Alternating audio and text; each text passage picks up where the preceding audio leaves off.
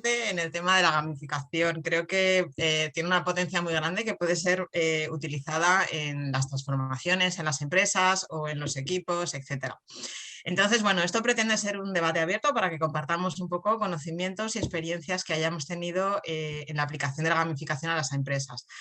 Y aparte, bueno, yo quería también explicaros un poco porque el año pasado hice un posgrado en gamificación y la verdad es que me sorprendió todo lo que aprendí, me pareció un mundo fascinante y quería compartir un poco, bueno, pues aquellos conocimientos que adquirí, también pues bueno, para que, por si alguien no ha oído hablar mucho de ello, pues para que, bueno, para que tengáis también estos conocimientos y os los podáis llevar con vosotros. Va a ser una cosa muy corta, voy a compartir unas transparencias y a continuación enseguida pasamos al debate.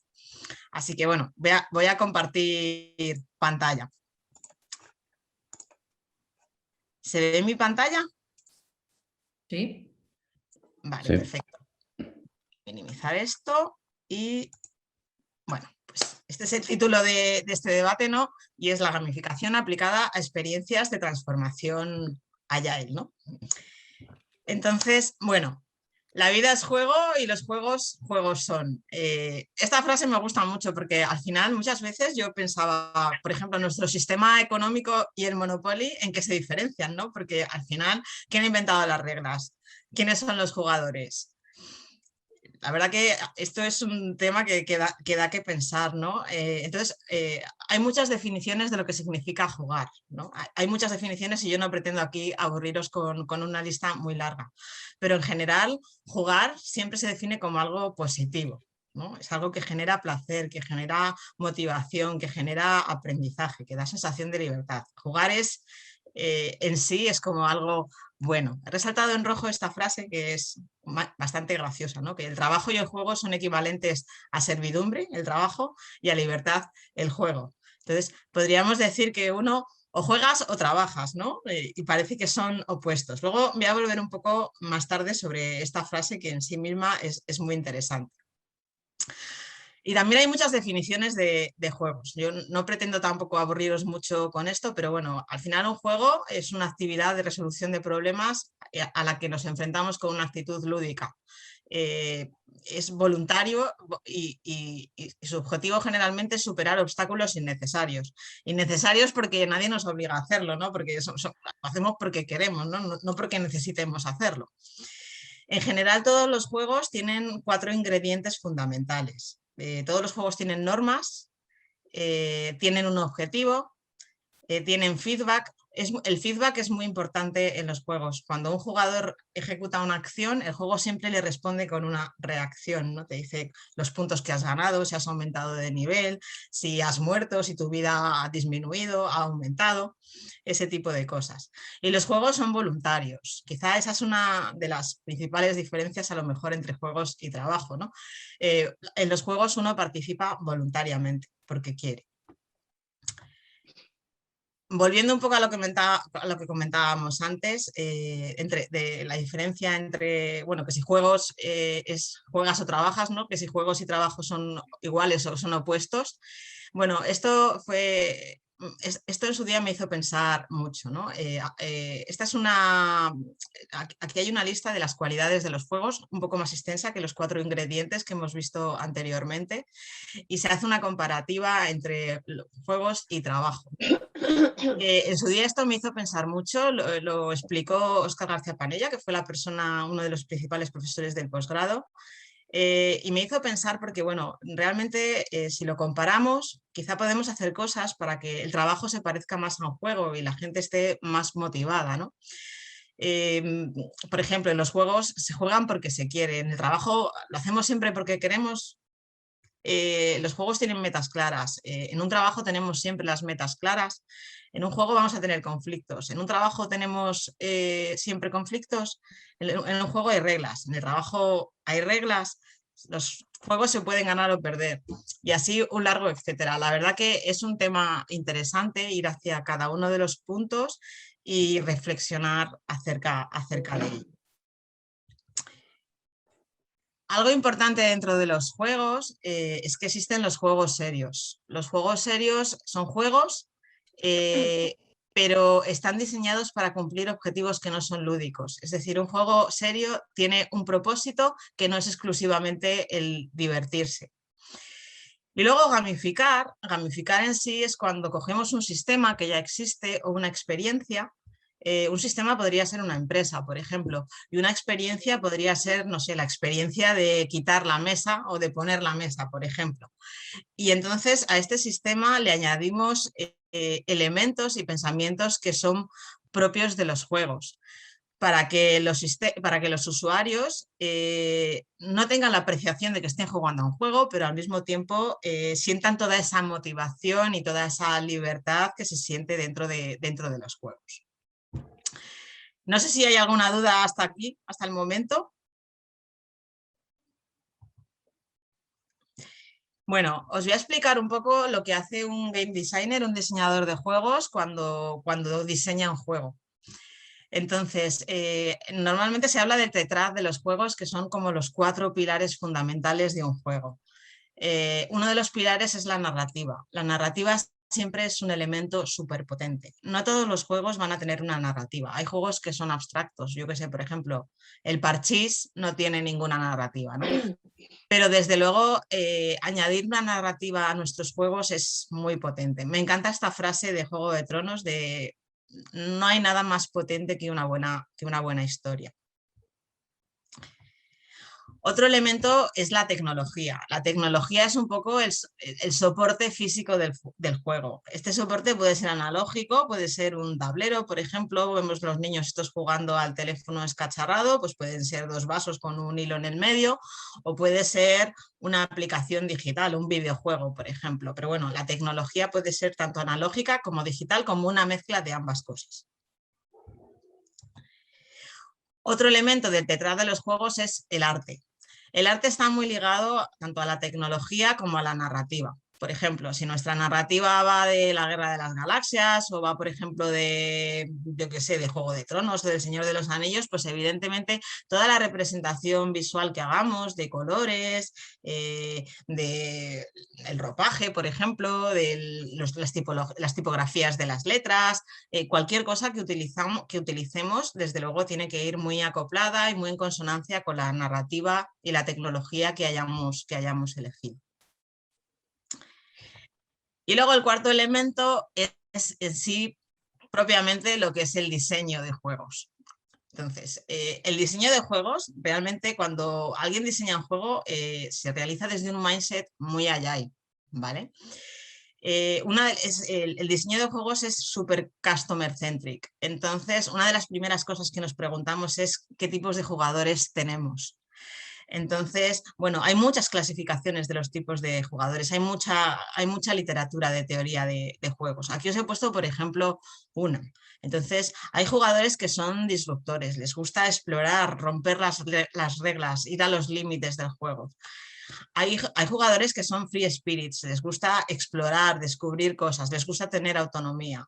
A los achievers, por ejemplo, les gusta ser los mejores. A los players les gusta conseguir recompensas. A los socializers les gusta relacionarse con otros. Los filantrópicos pues buscan tener un propósito, ayudar a otros. Entonces, hay muchos tipos de jugadores y dependiendo de nuestro juego, de quién vaya a ser nuestro público objetivo, tenemos que pensar en todos ellos y añadir elementos y dinámicas de juego que sean apropiadas para nuestros jugadores, ¿no? Para nuestros clientes. ¿Alguna duda? Si tenéis alguna duda o cualquier cosa me preguntáis. Otra de las cosas que es muy importante en el diseño de juegos, en esta parte de diseño de juegos, son las mecánicas y elementos de juego. Las mecánicas y elementos de juego es como el código del juego, el código fuente, ¿vale? Son los componentes del juego. ¿Cuáles son? ¿Qué cosas serían como las reglas del juego y aquellos elementos que soportan las reglas? Pues si tenemos puntos, tenemos niveles, tenemos pues reglas de que, por ejemplo, la vida se agota pasado un tiempo, si tenemos temporizadores, todo este tipo de cosas serían las mecánicas. Las dinámicas describen cómo se comporta el juego en ejecución. Yo diseño unas reglas, pongo unos elementos y cuando los jugadores empiezan a jugar de acuerdo a esas reglas y empiezan a interactuar con los diferentes elementos y entre ellos, ¿qué es lo que ocurre? Hay muchas listas, normalmente todas estas listas que estoy poniendo aquí en las transparencias, bueno, son autores que fueron diseñadores de juego, pues crearon todas estas listas basadas en sus experiencias.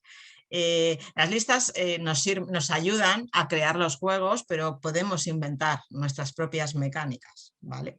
Pero lo que sí es importante es entender que tenemos que pensar en qué normas le vamos a poner al juego y qué elementos y cómo van a funcionar esas normas una vez que los jugadores estén jugando. Y eso serían las dinámicas.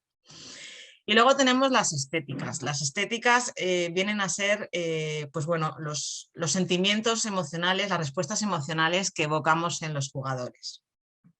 Generalmente, cuando empezamos a diseñar un juego, empezamos pensando en el objetivo que queremos conseguir y en cómo vamos a medir ese objetivo. A continuación, pensamos en las respuestas emocionales que queremos crear en los jugadores. Estas respuestas emocionales, por ejemplo, que pongo aquí como ejemplo, es una lista de placeres. A más placeres metamos en el juego, más divertido va a ser.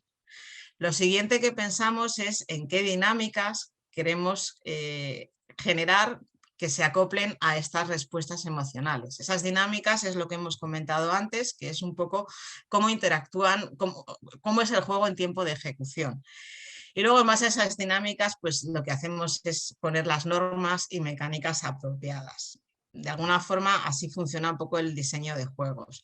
Como he comentado antes, el diseño de juegos se realiza siempre desde un mindset muy agile, porque nos trazamos un objetivo claro, ponemos métricas para medirlo, intentamos conocer a nuestros usuarios, planteamos algunas hipótesis. Una vez que tenemos esas hipótesis las intentamos validar mediante prototipos que son muy burdos al principio. Una vez vamos refinando los prototipos y una vez que tenemos suficiente aprendizaje validado, pues a lo mejor es cuando ya creamos una primera versión pequeña del juego, un MVP. Otra cosa que he aprendido del diseño de juegos es que para mí es una ciencia. Hay muchísimas cosas, muchísima literatura y es multidisciplinar. Realmente hay teorías que vienen del mundo de la psicología, de las artes gráficas, de la tecnología, del storytelling, del design thinking. Pero bueno, realmente es muy potente, es muy compleja. Realmente me parece una ciencia muy compleja y es relativamente nueva si la comparamos con otras ciencias.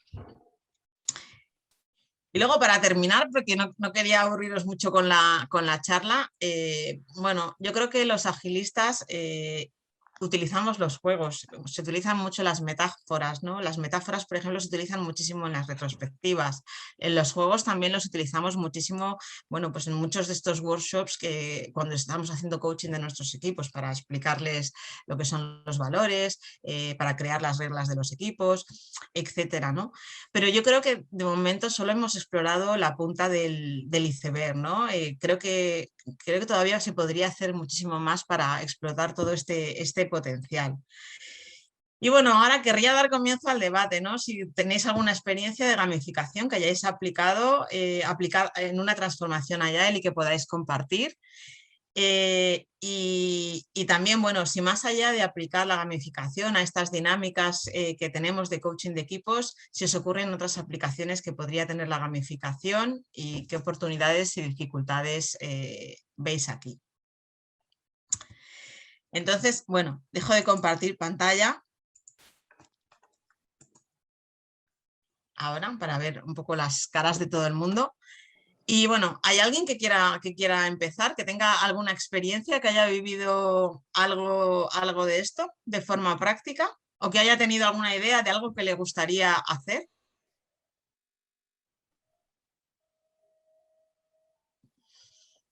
Por ejemplo, ¿alguna vez os habéis imaginado, no sé, un Kanban gamificado?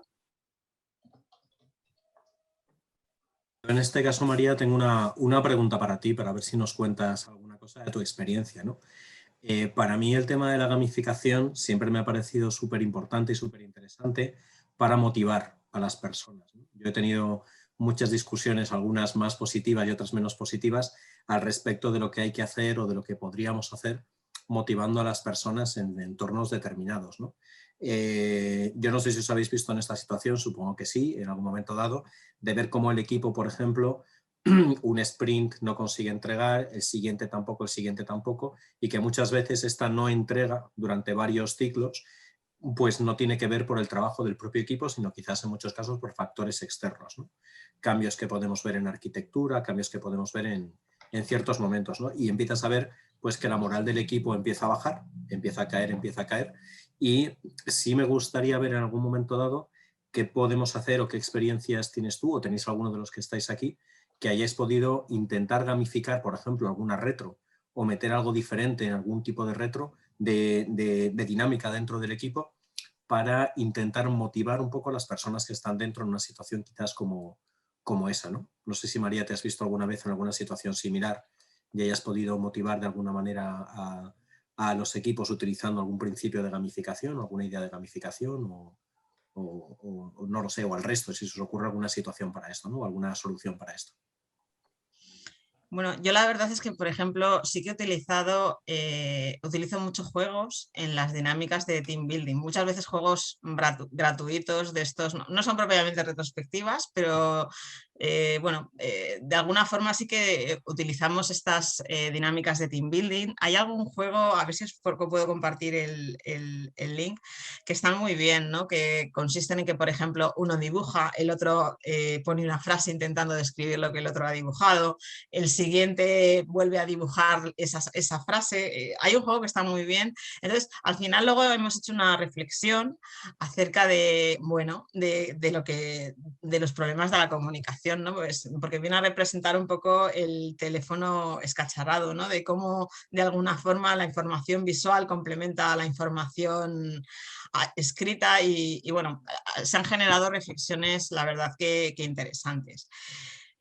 Luego también en temas de motivación, pues te voy a decir, por ejemplo, yo alguna vez en la empresa, bueno, ahora estaba en Wifox, pero justamente ahora voy a cambiar de empresa, la semana que viene empiezo en otro sitio, pero he estado, por ejemplo, trabajando con algunos equipos que tenían bastante problemas de calidad. Luego creo que tenemos una charla de calidad, que es un tema que me interesa mucho, ¿no? Bueno, pues imagínate un equipo con una cultura que ha llevado mucho tiempo pues, construyendo todo muy rápido, mucho push por parte de producto, de entregar las cosas y al final, pues bueno, las cosas se hacen de aquella manera, muchos problemas en producción, muchos bugs, un código que no escala, pues todo así como terrible. Y habíamos pensado en gamificar, por ejemplo, en poner una herramienta de calidad del código que nos permitiera gamificar esto. Por ejemplo, poniendo un board, ¿no? donde la gente pues, fuera ganando puntos y niveles por mejorar el código, ¿no? Y pudieras ver un poco el estatus bueno, del máster de la calidad, o sea, del máster del code, y habíamos pensado en poder hacer algo como esto. Yo las principales dificultades que me he encontrado es que es fácil aplicar a teoría de juegos en cosas como retrospectivas y tal, porque ahí tenemos herramientas que nos dan bastante juego, como el Miro o lo que sea, pero cuando nos vamos a otro tipo de herramientas como el Jira, el Sonar Cube, la que sea, estas herramientas no ofrecen muchas posibilidades de gamificación, por ejemplo. Y esa es la principal dificultad con la que me he encontrado a la hora de poder llevar a la práctica estas ideas. Yo tengo una pregunta. A ver, el problema que veo es cuando, por ejemplo, intentas, como tú dices, ¿no? Gamificar algo fuera de las retrospectivas. Si, por ejemplo, empiezas a puntuar lo que comentas de la calidad, ¿no? No hay un problema de establecer esa comparativa unos con otros que no sea una valoración a nivel de equipo y, por lo tanto, ¿cómo decirlo? El que tiene más calidad o los que están en el podium de la calidad, ¿no? Pues sí que van a aplicarlo más o van a estar más metidos, pero los que están zona media y baja, incluso yo creo que van a hacer menos, ¿no? Porque dicen, ya no vamos a coger a los otros. O sea, ¿os habéis encontrado con ese problema o no? Yo en este caso, Roberto, si me permite, María, me encontré Sí. en una situación similar en un proyecto muy grande que gamificamos, ¿no? Entonces, claro, ¿qué ocurría? Imagínate, no todo el mundo entraba en el proyecto en el mismo momento temporal. Entonces, lógicamente, la gente que entraba mucho antes que otros tenían oportunidad de ganar, entre comillas, muchos más juegos, con lo cual estaban más altos en la clasificación, ¿no? Entonces, independientemente de que teníamos una clasificación global que digamos que era para todo el mundo, y en esa es verdad que te costaba ser, como digamos, el campeón, lo que hicimos fue establecer, además de esa clasificación global, y les dábamos más importancia a clasificaciones en marcos temporales diferentes, más cortos. Por ejemplo, el campeón de la semana. Eso nos aseguraba que todas las personas que durante una semana realizaban las actividades que habíamos propuesto para esa semana obtenían más puntos. ¿Qué nos permitía eso? Igualar un poco esa capacidad de que, oye, cada lunes empezamos de cero y tenemos hasta el viernes para luchar por ese punto con ese premio que puede ser luego físico o virtual, ¿no?, que ofrecíamos al final. Entonces, en este caso, la única solución que se nos ocurrió fue esa posibilidad de dar diferentes marcos temporales para establecer diferentes escalas o diferentes actividades en las que competir. Que no fuera siempre desde el arranque del proyecto, porque en este caso en concreto la complejidad que teníamos era esa. El que entraba pasados 2 meses pues estaba vendido porque decía, aquí no voy a hacer nada porque no voy a llegar nunca a los 2000 puntos que tiene el de arriba, sobre todo si sigue al ritmo que está ahora mismo. La verdad que es muy interesante. ¿Y a qué aplicasteis esa gamificación vosotros, Félix? ¿A qué caso concreto? En este caso era un proyecto de transformación digital dentro de una compañía. Entonces, claro, ¿qué es lo que nos ocurría? Había personas que iban entrando en el proyecto más adelante, porque se les explicaba más adelante, y personas que entraban en la compañía pues cuando entran. Entonces, ¿qué ocurría? Claro, cuando entras en la compañía y esto lleva ya en marcha 6 meses, pues no podías participar en nada si querías quedar como, digamos, el campeón global de todo lo que era el proyecto de transformación. Entonces tuvimos que inventarnos... Dime. El objetivo del juego era que la gente se involucrase en el proyecto de transformación. Claro, es decir, imagínate, por ejemplo, una iniciativa que tuvimos dentro del proyecto de transformación digital fue ciberseguridad. Pues claro, la ciberseguridad de primeras a todo el mundo pues le puede parecer un rollo patatero, porque al final, ¿cómo conseguimos que tengas mayor conocimiento de ciberseguridad? Pues, y aquí volvemos a lo mismo, te puedo pegar un PDF inaguantable que te lo comes y en alguna herramienta simplemente veo que tú has entrado en registro porque has entrado y me dice que te has leído el PDF, o lo que puedo hacer es proponerte ciertos juegos que me permitan ver que realmente tú, juegos interactivos que ya te ayudan a aprender más, y la ejecución de esos juegos interactivos, pues si llegabas al final y además obtenías el resultado determinado, conseguías más puntos durante la semana o el mes, creo que eran mensuales, el mes en el que estábamos hablando de ciberseguridad, por ejemplo. Entonces, estos eran un poco los casos en los que jugábamos a gamificarlo. Muy interesante. La verdad es que se habla mucho también de la ética en gamificación. Todo esto que he contado de las dinámicas y tal, la verdad es que bueno, se entiende mucho mejor si lo ves en práctica, pero generalmente si tú quieres, o sea, si por ejemplo una dinámica que no quieres generar es la competitividad, ¿vale? Deberías tener cuidado con las mecánicas que eliges para que no se genere esa dinámica dentro del juego. Se habla mucho también de la ética en tema de juegos, ¿vale? Porque de alguna forma puedes llegar a generar comportamientos que no son del todo éticos. Y es un aspecto también muy importante a tener en cuenta. Pero, por ejemplo, bueno, pues la solución que da Félix es como muy inclusiva, ¿no? Está muy bien, es una forma de solucionar el tema de la competitividad y hacer que todo el mundo se esfuerce. La verdad es que el tema de los juegos que estén bien balanceados, de número de personas, de duración, de participación, es muy complejo, es que es muy complejo. Pero la verdad que está muy bien esa experiencia. ¿Pensáis que, Albert, tú que eres una persona que controla muchísimo de todo el tema este de calidad, piensas que, por ejemplo, esto que acabo de comentar, tendría sentido para ti? ¿Lo verías interesante para fomentar el código limpio?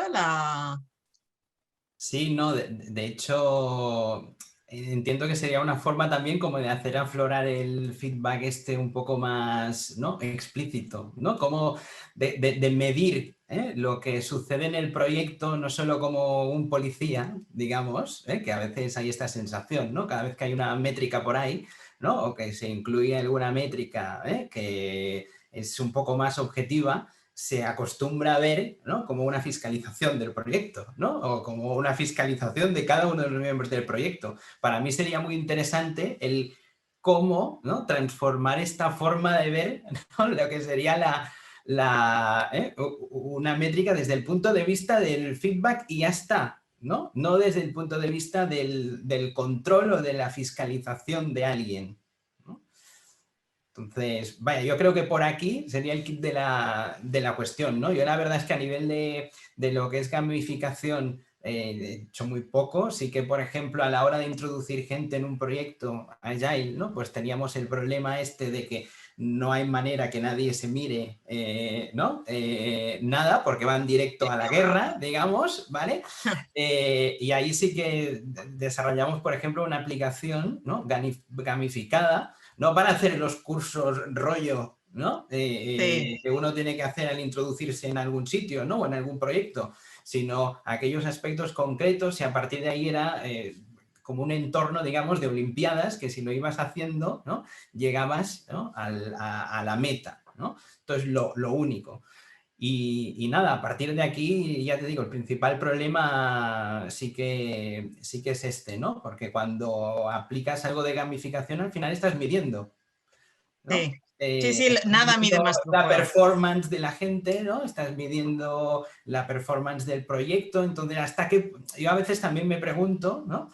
Hasta qué punto, o me he encontrado con esto, hasta qué punto la parte de gamificación mide todo lo que sería el resultado del proyecto, ¿no? El One Team, ¿no? O mides a cada una, ¿no? De las personas que participan ahí, ¿no? Y cómo encontrar un balance entre esto, ¿no? Para evitar un poco los problemas que decíamos antes.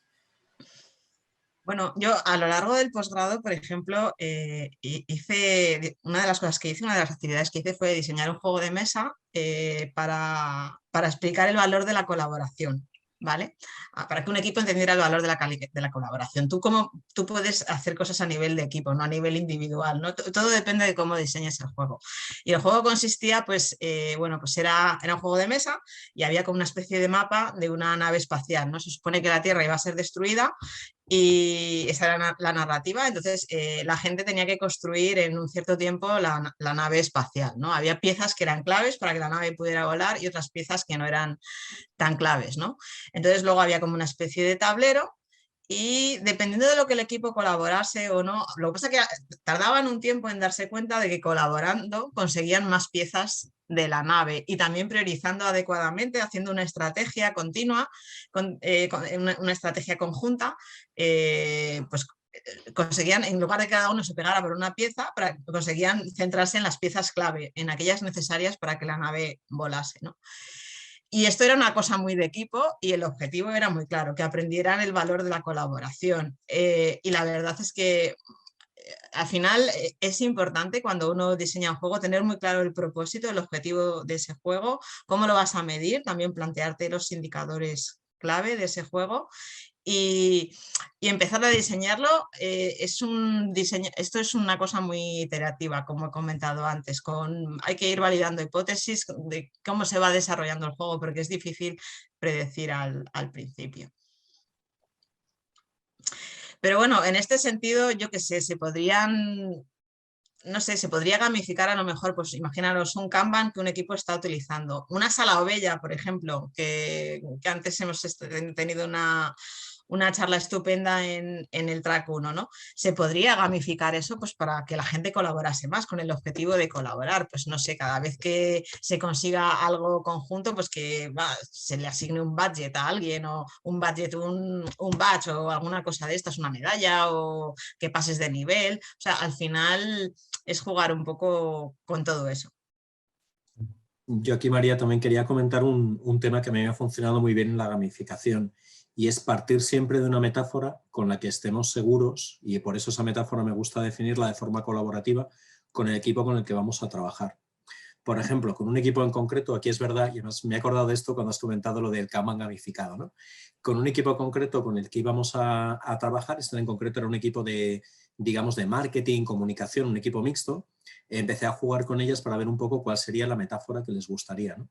Curiosamente, y digo curiosamente porque quizás no sería lo que más nos podía venir de primeras, la metáfora que les gustó fue el rugby y dentro del rugby el equipo de los Springboks de Sudáfrica, que tiene un una gacela como logotipo, etcétera, ¿no? Entonces, esta fue yo tenía pensado proponerles, que luego es verdad que no pudimos hacerlo, pero que ese tablero Kanban fuera como un equipo de rugby o de fútbol americano que comenzaba en un lado del tablero, iba avanzando, cada pasito eran como 10 yardas, hasta que al final del todo conseguían anotar el tanto, ¿no?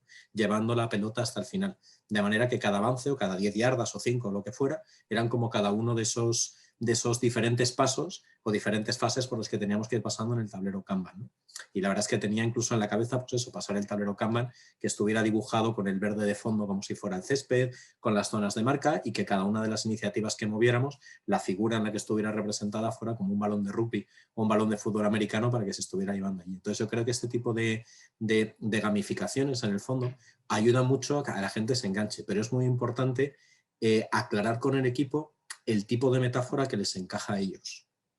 Porque como digo, yo de primeras a lo mejor no se me hubiera ocurrido jamás llevar una metáfora deportiva a un equipo de rugby donde además las personas que estaban allí no eran en general súper aficionados al deporte, ni muchísimo menos. Pero digamos que poco a poco jugando una cosa llevó a la otra y al final fue la dinámica o la metáfora que les convenció, ¿no?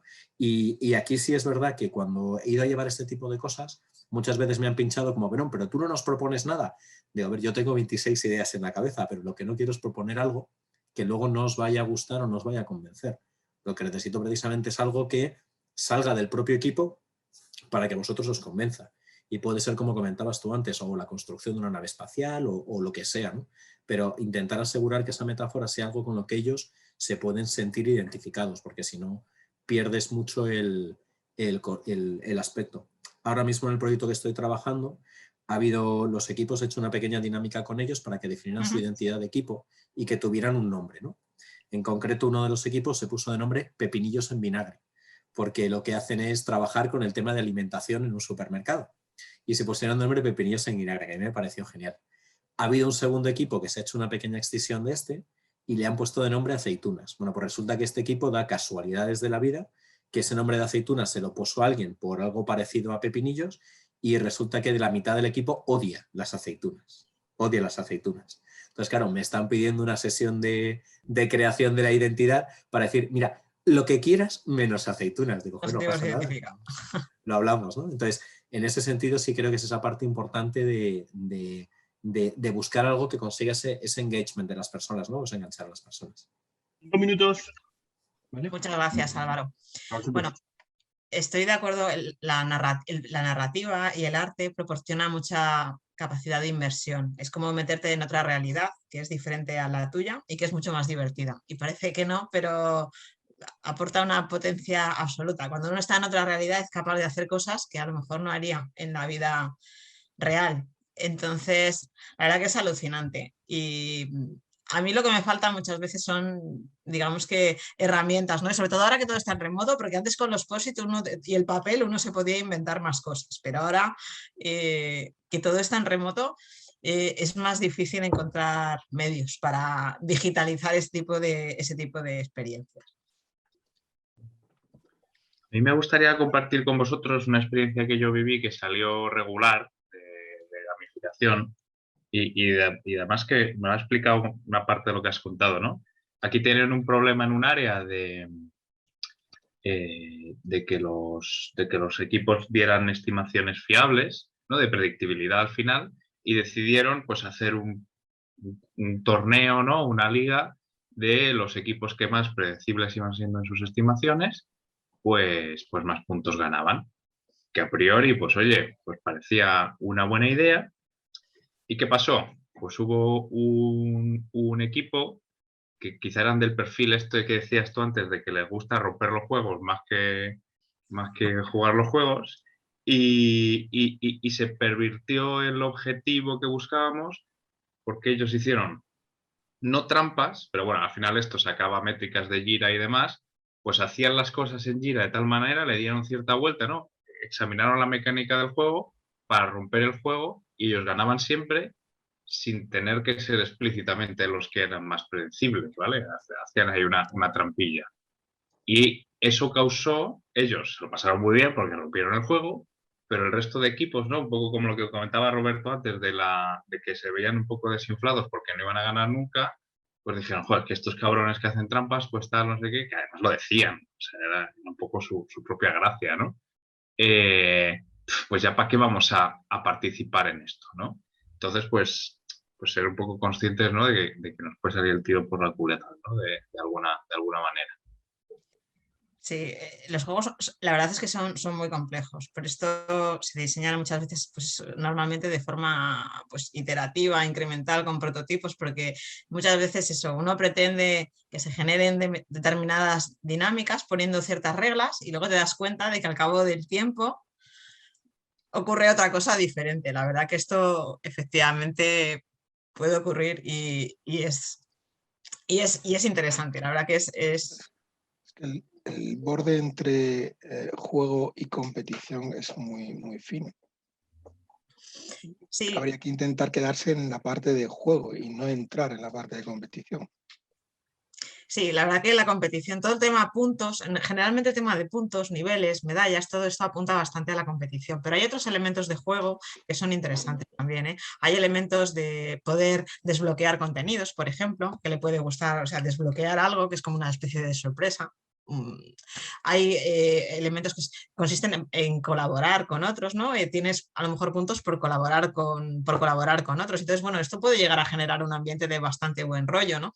Al final se trata de, es como tener una caja de herramientas con muchas posibilidades, todas estas listas que os he enseñado, es que hay muchísima bibliografía de muchos autores, y empezar a combinar, a pegar cosas y ver cómo funciona todo ello junto con los diferentes perfiles, ¿no? Pero sí, efectivamente, en temas de agilidad, la competitividad sería algo a evitar, ¿no? Aunque hay mucha gente que le gusta, hay mucha gente de los achievers, les gusta ganar, les gusta que les den recompensas. Entonces hay que pensar, bueno, ¿cómo puedo conseguir que esta gente tenga recompensas sin que se genere un rollo de competencia entre equipos, ¿no? Es complicado, la verdad, y hay mucha psicología detrás. Eso último que has comentado, María, es súper importante, ¿no? El entender a los juegos. Y David, con lo que estabas comentando de la competitividad, a veces se pueden establecer los juegos para que no puedan ser siendo competitivos, pero para que sean colaborativos. De manera de que no puedas ganar el juego o obtener el resultado concreto si no colaboras con una serie de personas o con una serie de equipos. Eso, como decía María también, es ver un poco la dinámica y el objetivo que quieres conseguir, porque es cierto que esa competitividad dentro de los juegos, como el caso que comentaba Ángel antes, te puede salir el tiro por la culata.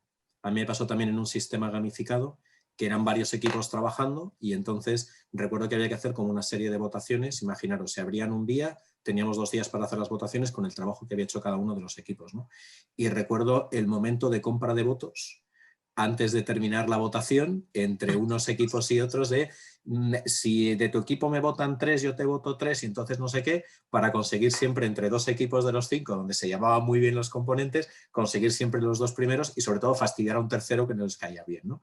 Entonces este tipo de cosas es verdad, David, que tienes que proponer muy bien la mecánica y sobre todo conocer bien ese punto de psicología que decía María, ¿no? Para ver cómo son las personas con las que vas a trabajar, incluso los equipos con los que vas a trabajar, y qué tipo de colaboración es la buena entre ellos. Y estoy muy de acuerdo contigo que tienes que tener cuidado con esa parte de competitividad y a veces buscar más que competitividad, como decía María, contenidos que se desbloqueen o pequeños easter eggs, huevos de Pascua que vas escondiendo, Sí, etcétera, efectivamente. y que solo se puedan conseguir de forma colaborativa, por ejemplo. Bueno, estamos con el timebox ya terminado, así que, bueno, no sé si alguien quiere decir algo más. La verdad que muchas gracias por haber participado todos. Yo creo que esto es una disciplina que queda mucho todavía por descubrir cómo lo aplicamos en Agile, pero que, bueno, que tiene mucho potencial. Y nada, muchísimas gracias. Espero que podamos seguir avanzando en este tema en los próximos años. Ha estado muy bien la sesión, de verdad. ¿Vale? A mí personalmente me ha gustado mucho y ha habido una introducción muy buena y ágil además, ha sido fresquita y luego pues mucho debate muy sano, ¿vale? Ya veo que 4 personas han dejado feedback, que suba el feedback, que es súper valioso para María y para todos, ¿vale? Entonces, un minutito para dejar feedback, cierro la sesión y la vuelvo a abrir y así como que reseteamos la sala, ¿vale? Muchas gracias a todos y a seguir disfrutando del día, que va muy cargadito, ¿vale? Muchas gracias, María, muy guay. Gracias a todos. Gracias. Gracias, Álvaro. Gracias, Gracias, María. María. Hasta luego, gracias.